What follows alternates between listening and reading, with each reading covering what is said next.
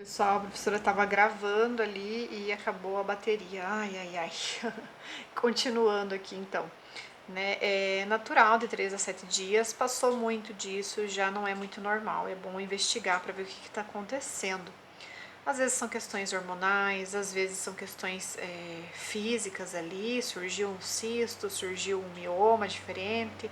Existem inúmeras condições que precisam ser analisadas por um médico, né?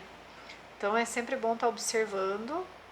Não se preocupem, meninas, se em algum momento passar um pouquinho de 7 dias ou um pouquinho menos de dias. No começo, logo que começa a menstruação, é comum que ela seja mais irregular e com o passar do tempo, o teu corpo vai se adequando cada vez mais e vai ficando cada vez mais regular.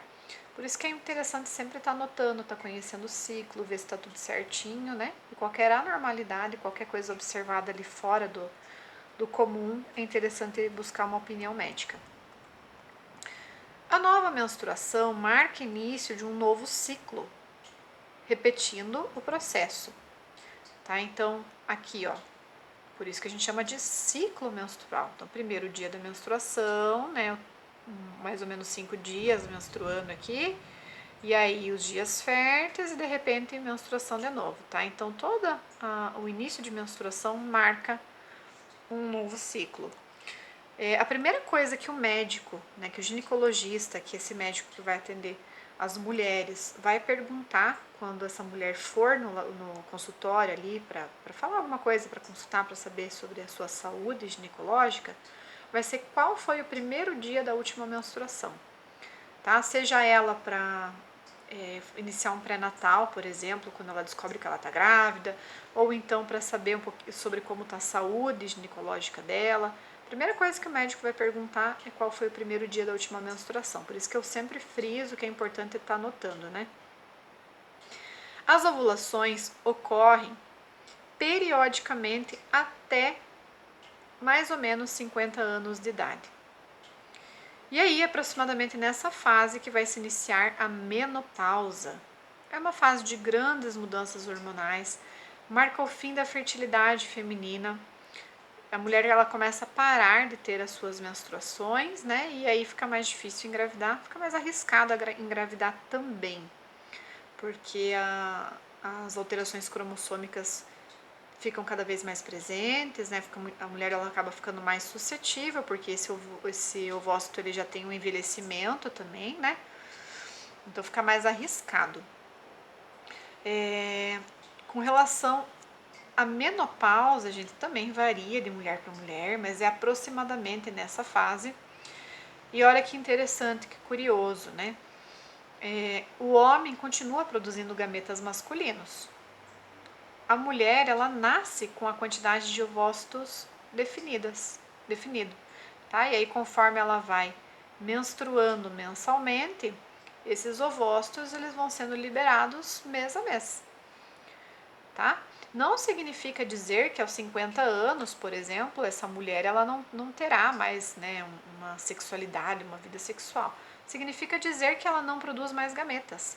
Por quê? Porque ela já é uma pessoa, né, que não tem condições de ter uma gravidez mais tão saudável, né, já está em um processo de envelhecimento, né, esse ovócito está em processo de envelhecimento, esses hormônios já não estão mais sendo produzidos como antes e acaba ficando mais arriscado, né? Ah, professora, mas eu já vi mulheres que engravidaram depois dessa idade. Existe, gente, existe, mas o risco ele aumenta, tá? Então, olha aqui, aqui nós temos uma imagem, né, um gráfico, uma representação das etapas do ciclo reprodutivo e mostram também as alterações no revestimento uterino. Então, imagine as paredes do útero, tá, gente? A gente chama de endométrio. Esse endométrio, ele muda, ele vai se modificando durante o ciclo.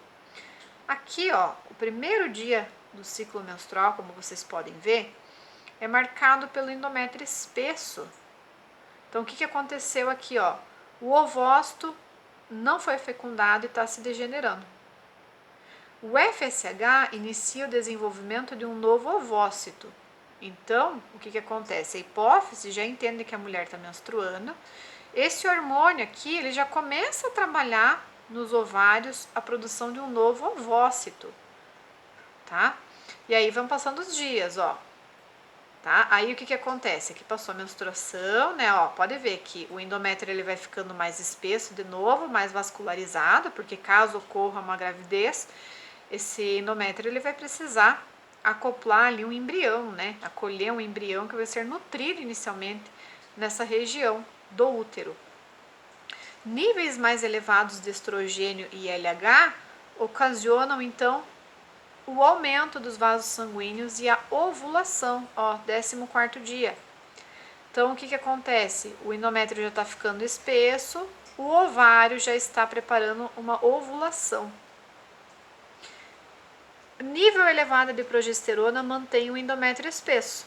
Então, olha só como o endométrio está espesso. Então, caso a mulher esteja grávida, a progesterona vai ter que se manter estável, né? Para que esse endométrio continue assim, para que essa mulher continue grávida.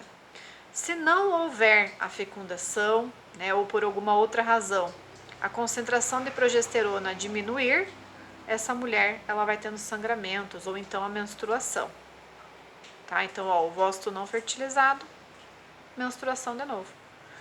Então, vocês percebem que tudo é hormonal? Tudo é hormônio?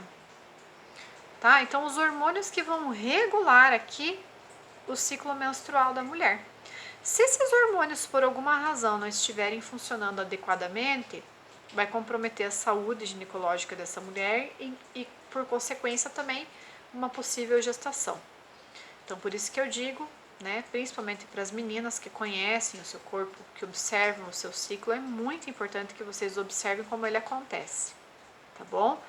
Para quê? Porque lá na fase adulta, né, quando vocês já tiverem a vida de vocês, já tiverem lá, né, mais de 21 anos, quando vocês realmente decidirem engravidar, que vocês estiverem planejando uma gravidez, que vocês tenham todas essas informações, que vocês tenham condições, né, de estar conversando com os médicos, enfim, conhecendo o seu corpo, é muito importante para que você possa ter uma saúde ginecológica, para que você possa ter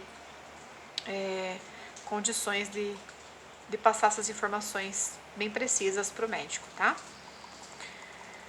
Saiba mais. No período que acontece o início da menstruação, no qual a queda de concentração de estrogênio e progesterona, além das oscilações no nível de outros hormônios, muitas mulheres sentem um conjunto de sintomas conhecidos como tensão pré-menstrual, TPM. Elas podem sentir irritabilidade, dores nas mamas, dores de cabeça, crises de choro sem um motivo aparente, agressividade, compulsão por determinados alimentos como chocolate, entre outros sintomas.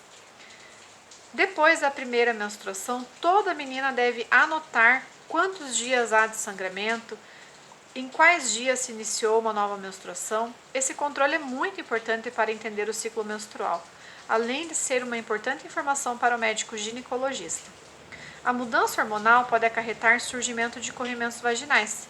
Corrimentos com cheiro, cor ou texturas anormais devem ser investigados pelo médico, pois pode indicar infecções. Aqui é muito importante falar isso, tá, gente? Porque, olha só, a mudança hormonal pode acarretar o surgimento de corrimentos ou secreções vaginais. Isso aqui não está se referindo a doenças sexualmente transmissíveis, infecções sexualmente transmissíveis, tá? Às vezes uma alteração hormonal pode desencadear determinadas infecções e não pode ter vergonha de relatar isso para o seu responsável, né, para sua mãe, para o seu médico ginecologista, porque são condições importantes e que precisam de atenção. É super normal. Outra coisa que é super normal também, durante todo o ciclo, a mulher vai observar secreção, tá? Vai observar o muco. Esse muco é perfeitamente normal. O que não pode acontecer é que esse muco ele tenha um cheiro forte, provocar coceira, ardência, enfim, tá? Tudo isso aí tem que ser observado e qualquer anormalidade deve ser comunicada, né, à mãe, enfim, ao responsável, à pessoa que está com você ali e ao médico, tá? Durante o período menstrual, a higiene pessoal é ainda mais importante. Nesse caso, além do banho diário, recomenda-se o uso de um absorvente, o qual deve ser trocado em média a cada 3 horas, dependendo da quantidade de fluxo sanguíneo. Tá? Então, assim como a professora falou lá em cima, né, apareceu na apostila sobre a higiene do menino, de puxar o prepúcio, de higienizar, de acúmulo de gordura, urina, enfim, a menina também precisa ter esse cuidado, né? Principalmente durante o ciclo menstrual, onde ela vai permanecer mais tempo úmida, né? Dependendo da quantidade de fluxo sanguíneo, calor, umidade, são muito propícios a desenvolvimento de doenças fúngicas, né? Bacterianas, enfim. Então é importante sempre estar cuidando disso, conversar com o ginecologista ou com alguém, né, de confiança sobre qual produto utilizar e, e sempre ficar observando para ver se está tudo certinho ali, tá bom? Bom, pessoal, vou ter que cancelar esse vídeo que está atingindo o limite aqui e aí eu já gravo outro para complementar, tá bom? E aí a gente vai falar sobre fecundação, gestação e parto.